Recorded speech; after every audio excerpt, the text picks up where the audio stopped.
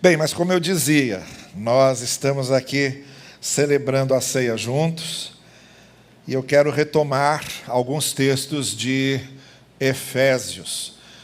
Nessas mensagens pela manhã eu tenho rodeado em torno da carta aos Efésios.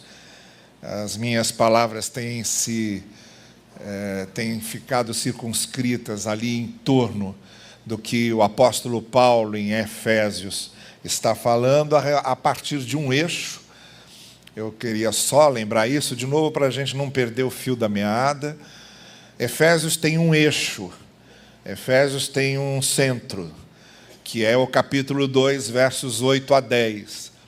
Quando Paulo diz, olha, fomos salvos pela graça e agora nós temos que viver como essas feituras de Deus, esses que foram feitos para as boas obras, para fazerem boas coisas, para promoverem coisas boas na vida dos outros, no lugar onde residem, no ambiente em que estão. Esse é o eixo de Paulo. Então, tudo o que ele vai falar antes e tudo o que ele vai falar depois tem a ver com esse eixo. Então, antes, ele vai descrevendo toda a obra redentora que Cristo fez e realizou para que chegássemos nesse ponto de sermos feitura dele para toda boa obra.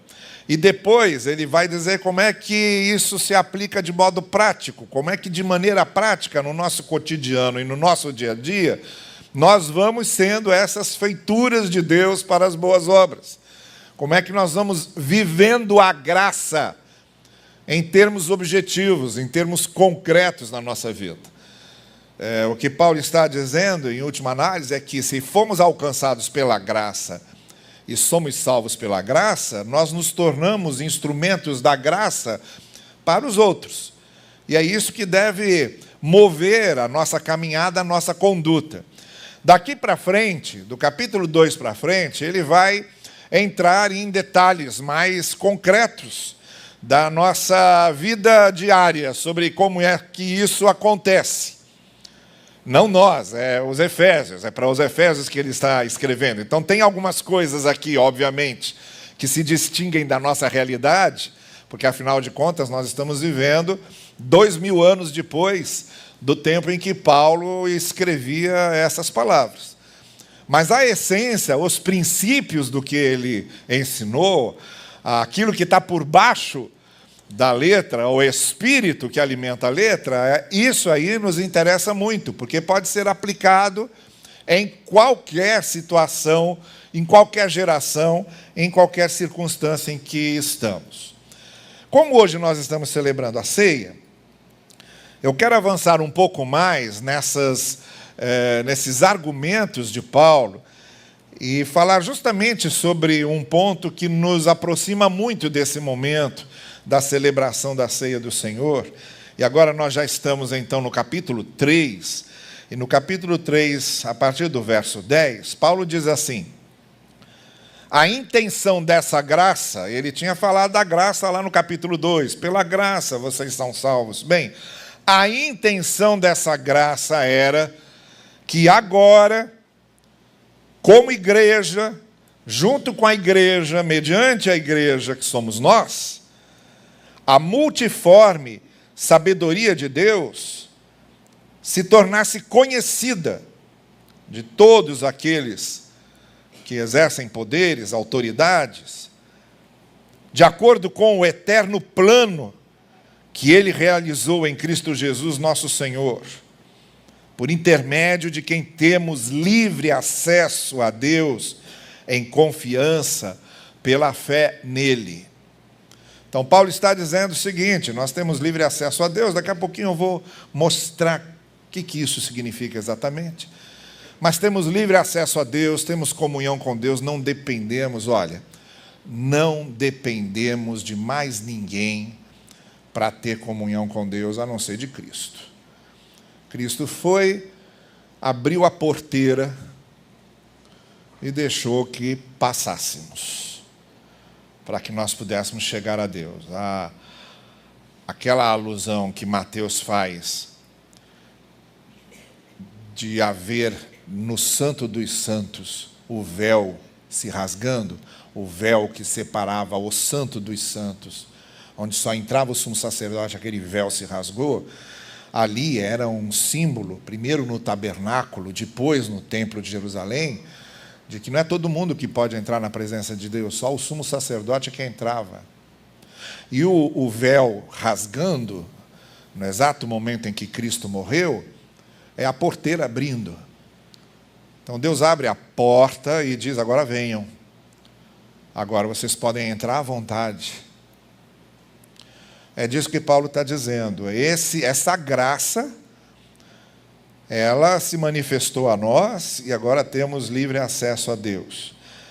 E lá mais adiante, no versículo 16, e agora é aquela questão que ele diz: olha, diante dessa maravilha, dessa coisa incompreensível, essa graça maravilhosa, aí ele diz no verso 16: então eu oro para que, com as suas gloriosas riquezas, a palavra riqueza, e de novo eu tinha falado sobre isso domingo passado, com as suas gloriosas riquezas, Ele os fortaleça no íntimo do seu ser, com poder, por meio do seu Espírito, para que em Cristo habite no coração de vocês, mediante a fé, essa revigoração, esse novo ânimo, esse fortalecimento, habitando dentro de vocês. E oro para que, estando arraigados e alicerçados em amor,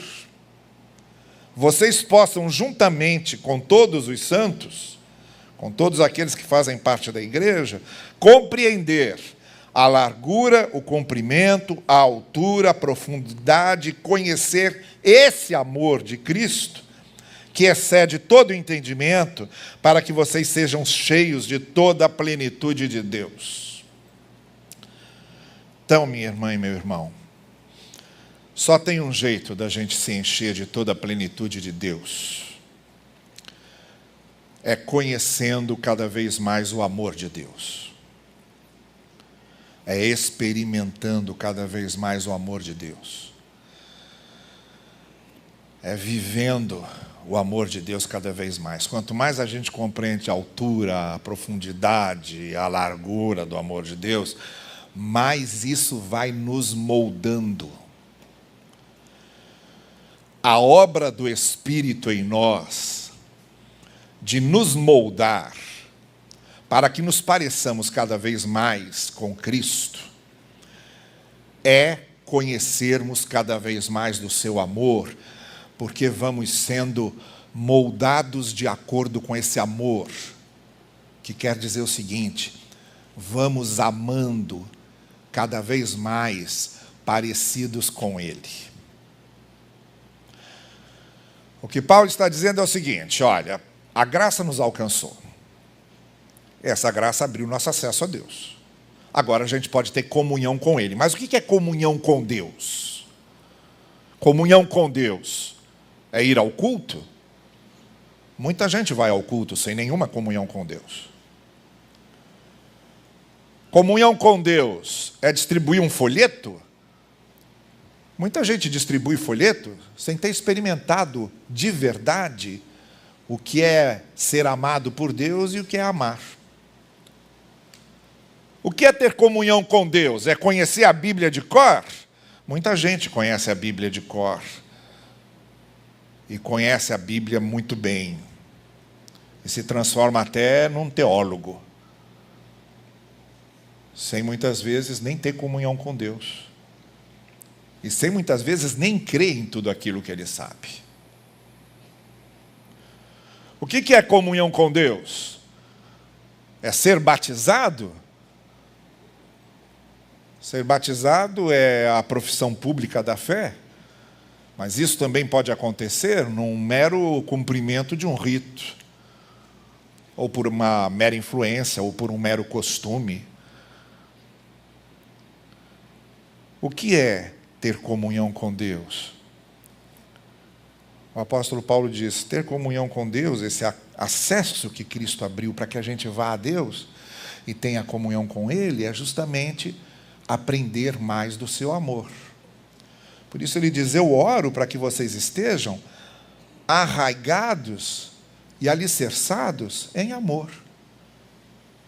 Que pela fé vocês realmente alcancem essa graça, creiam, para ter esse acesso livre a Deus. E agora, tenham comunhão com Deus para aprenderem a amar como Ele ama. Então, o que faz com que nós realmente tenhamos comunhão com Deus é compreender cada vez mais o seu amor. É ter uma experiência cada vez mais profunda com o seu amor, para que nós possamos amar como Ele ama. E para que a nossa vida seja um reflexo do amor de Deus que bate em nós.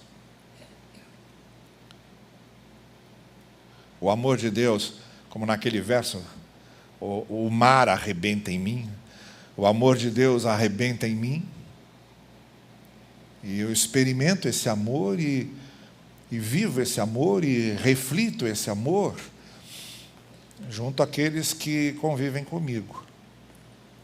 Agora, para que a gente entenda bem o que é isso, o que é que Paulo está falando aqui quando ele diz: essa graça abriu o acesso de vocês a Deus? Ele está falando aqui para os Efésios, a maioria são gentios, não entendem nada de judaísmo, sabem nada de judaísmo. Então Paulo está dizendo: olha, vocês não precisam do templo de Jerusalém, vocês não precisam da lei de Moisés, não precisam de nada disso. Vocês já têm o acesso aberto a Deus por Cristo. Ele fez isso, a sua graça fez isso. Mas então esses gentios não conseguiam entender, quando Paulo falava em acesso aberto, ele que era um fariseu, ele que tinha sido conhecido como um dos fariseus mais fiéis, mais completos, mais rigorosos. Paulo sabia bem do que ele estava falando, embora aqueles gentios que o estivessem lendo não entendessem tanto. Mas Paulo sabia. E o que é que Paulo sabia? Paulo sabia o seguinte: vamos exercer aqui agora um esforço de imaginação. Você é um judeu do primeiro século, que mora na Galileia. E nessa época da Páscoa, por exemplo, resolve chegar a Jerusalém para oferecer o seu sacrifício como manda a lei de Moisés. Mas você mora na Galileia, nos confins da Galileia. Você mora lá naquele interiorzão da Galileia, Cafarnaum, Betânia, Campos dos Goitacá, essas coisas todas. Você mora lá, no interiorzão da Galileia. E você quer ir para Jerusalém, como muitos queriam fazer lá na Páscoa, para oferecer o seu sacrifício. Então você tem lá uma criação de ovelhas, de cordeiros. Você escolhe um cordeiro daquele, amarra e faz a sua viagem para Jerusalém. Você vai gastar aí, nessa viagem, levando o seu cordeiro, mais ou menos uma semana e pouco. Então você vai viajar alguns dias para chegar a Jerusalém com o seu cordeiro, para oferecer o cordeiro a Deus. Aí você chega em Jerusalém, está bem emocionado, muito emocionado. Você está em Jerusalém, aí você vê o templo, lá adiante você começa a ver o templo. E você está levando o seu cordeirinho, muito animado, tem um monte de coisas para agradecer a Deus, mas também você sabe que você é pecador, e tem muitos pecados para serem perdoados, e quer que aquele sacrifício tanto sirva como gratidão das bênçãos, como sirva para pagar os seus pecados, para que Deus perdoe os seus pecados. Então você vê o templo de Jerusalém, se aproxima, e quando você está chegando perto do pátio das oferendas, você encontra o primeiro obstáculo. Lá a sua entrada é barrada, porque você não pode entrar com um animal de fora. Olha, eu trouxe aqui o meu cordeirinho. Não. Aqui só aceitamos os animais que são comprados na área do Templo de Jerusalém. Aí você já fica meio desnorteado e diz, puxa, mas eu vim de tão longe trazendo o meu cordeiro? Não. Para os sacrifícios só valem os animais que são vendidos aqui no pátio das oferendas. O pátio das oferendas está lá, cheio de animais, pombos, cordeiros e várias outras espécies que você pode oferecer, mas tem que comprar lá. Tem que comprar lá? Você não sabe disso. Você não sabe disso, porque você está lá na boa-fé, você está lá com o coração aberto. Você não sabe disso, mas você tem que comprar lá, porque os sacerdotes já fizeram um acordo com os cambistas e com os vendedores, de que todo o lucro que eles têm vendendo animais ali, uma parte vai para eles. Você não sabe disso, mas é o que acontece. Por isso os sacerdotes são tão rigorosos com isso. Só vale o animal daqui de dentro. Bom, então tá bem. Eu vim de tão longe, eu não vou perder a viagem. Então você deixa o seu cordeiro lá, entra no pátio das oferendas e vai escolher um cordeiro. Olha, o preço é absurdo. 3, 4 vezes mais do que custou aquele cordeirinho para você que veio lá do interior da Galileia. Você vai pagar 3, 4 vezes mais. Mas já está lá. Vai pagar. Então o sacerdote deixa você escolhe o cordeiro que é. Aquele cordeiro mais em conta. Um cordeiro que não seja uma coisa assim tão cara. Você escolhe um que você possa pagar. E aí você sai do pátio das oferendas, passa pelo pátio das mulheres, onde você, que é mulher, vai ficar. Não pode ir adiante. O pátio das mulheres é o máximo onde você pode chegar, porque sinto muito em te informar, você como mulher naquele tempo não vale absolutamente nada para sacerdote, não vale absolutamente nada para templo, não vale absolutamente nada para o rigor da religião judaica daquele tempo. Você, mulher, fica no pátio das mulheres. É ali que você fica.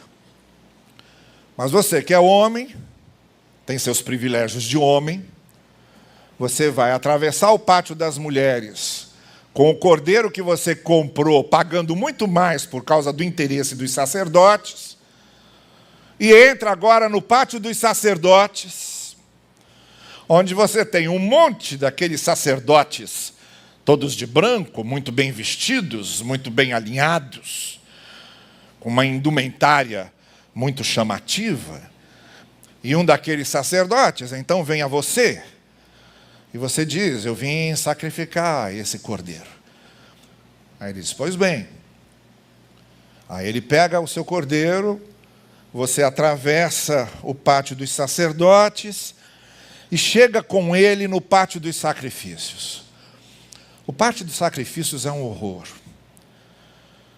Porque, primeiro, o cheiro de sangue seco, sangue de animais sacrificados o tempo todo, aquele sangue impregna no chão, o calor, aquele cheiro desagradável de sangue e cheiro de carne apodrecida, o cheiro dos animais mortos e da carne que foi abandonada ali, que não servia para o sacrifício, aquilo apodrecendo. Eles colocam incenso, os sacerdotes usam muito incenso, que é para o cheiro do incenso disfarçar aquele cheiro da podridão, da carne e do sangue. Mas você sente esse cheiro ainda muito forte. Ele é indisfarçável. Quem já sentiu o cheiro de carne queimada sabe como é que é. Então você respira fundo, segura a respiração e atravessa o pátio dos sacrifícios até o lugar onde o sacerdote fará o seu sacrifício. Fica alguma coisa distante do Santo dos Santos, onde só o sumo sacerdote pode entrar. Então você chega ali com o sacerdote que vai fazer o seu sacrifício, o seu não, o do cordeiro. E aí o sacerdote pega o cordeiro, a primeira coisa que ele faz é degolar o cordeiro. Então ele degola o cordeiro para matá-lo, o sangue ele recolhe numa bacia. Esse sangue recolhido numa bacia vai ser aspergido no altar do sacrifício. Depois o que o sacerdote faz é tirar a pele. Tira a pele do animal e manda guardar, porque os sacerdotes guardavam as peles para vender depois. Então guarda a pele. O sacerdote sabia muito bem fazer as coisas. E guarda a pele para ele comercializar depois. Então ele pega o que ficou do animal, rasga o ventre do animal e tira as vísceras. Essas vísceras é que vão para o fogo e vão ser queimadas. A carne do cordeiro vai para quem? Vai para os sacerdotes, que depois faziam um churrasco com toda a carne que ele recolhia.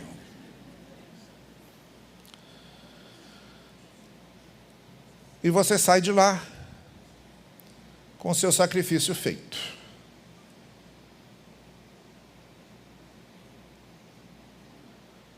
É disso que Paulo está dizendo, quando diz: Jesus Cristo abriu um caminho para Deus, para que você não precise de dar mais disso. Quando Paulo diz a graça de Deus veio a nós, e quando Paulo diz você tem livre acesso a Deus, Paulo está dizendo, é isso aí que acabou. Não é preciso mais nada disso. Jesus Cristo é o seu sacerdote. Jesus Cristo abriu a porta da graça e da comunhão com Deus.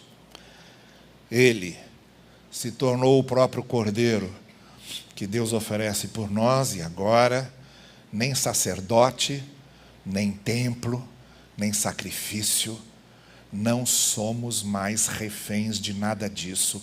A partir de agora, temos acesso direto a Deus pela graça de Deus manifestada em Jesus Cristo.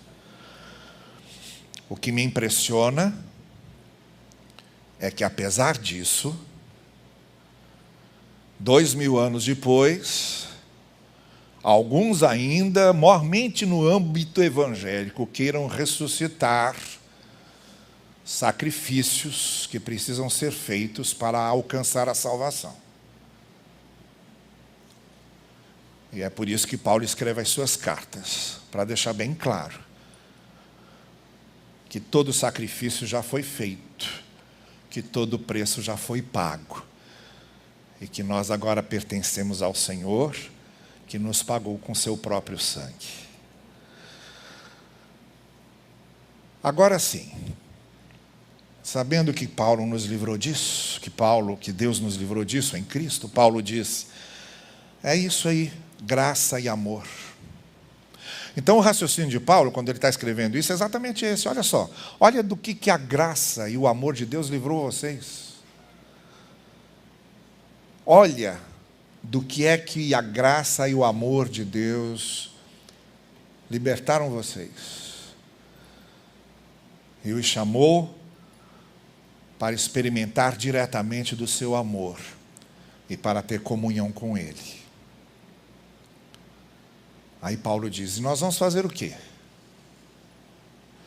O que a gente faz diante desse encantamento? O que a gente faz diante disso? Paulo diz, a gente vai conhecer cada vez mais esse amor, e vai viver cada vez mais esse amor, e vai ser cada vez mais amor de Deus, e vai agir cada vez mais pelo amor de Deus, e vai exercer cada vez mais o amor de Deus. Por isso se diz, olha, eu peço a Deus que vocês estejam arraigados e alicerçados em amor, conhecendo essa largura, comprimento, altura, profundidade, conhecendo esse amor de Cristo que excede todo entendimento, que ninguém pode explicar, para que vocês sejam cheios de toda a plenitude de Deus. Nem me venha com qualquer outra conversa sobre ser cheio de Deus. Ser cheio de Deus é ser cheio do amor de Deus. Nem me venha com qualquer outra conversa sobre ser cheio do Espírito de Deus. Ser cheio do Espírito de Deus é ser cheio do amor de Deus. Nem me venha com qualquer outra conversa de viver com o poder de Deus. Viver com o poder de Deus é viver no amor de Deus e praticando o amor de Deus. É disso que Paulo está falando. É essa essência que a gente não pode esquecer nunca. Porque quando a gente começa a esquecer do amor de Deus, e quando não nos aprofundamos no amor de Deus, e quando deixamos de lembrar do que o amor de Deus nos livrou, e o que o amor de Deus fez por nós, a gente vai deixando de amar. A gente vai esquecendo o amor de Deus e vai deixando de amar.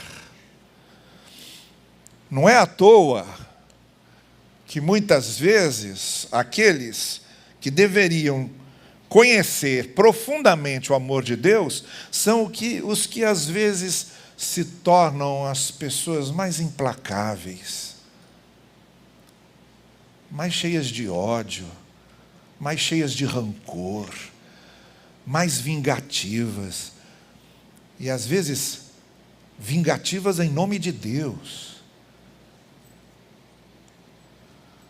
Por isso Paulo está dizendo, olha, estejam arraigados e alicerçados no amor de Deus. Porque quanto mais arraigados e alicerçados no amor de Deus, mais vocês vão amar como Ele. Quando a gente celebra a ceia juntos, como vamos celebrar agora, o que nós estamos celebrando foi isso que Deus fez. Estamos celebrando que Cristo abriu acesso a Deus através dele mesmo. Estamos celebrando que Ele é o nosso sacerdote, não precisamos mais de sacerdote nenhum. Estamos celebrando que Ele é o nosso mediador, não precisamos mais de nenhum mediador. Estamos celebrando que Ele é a nossa porta, não precisamos mais de nenhuma porta.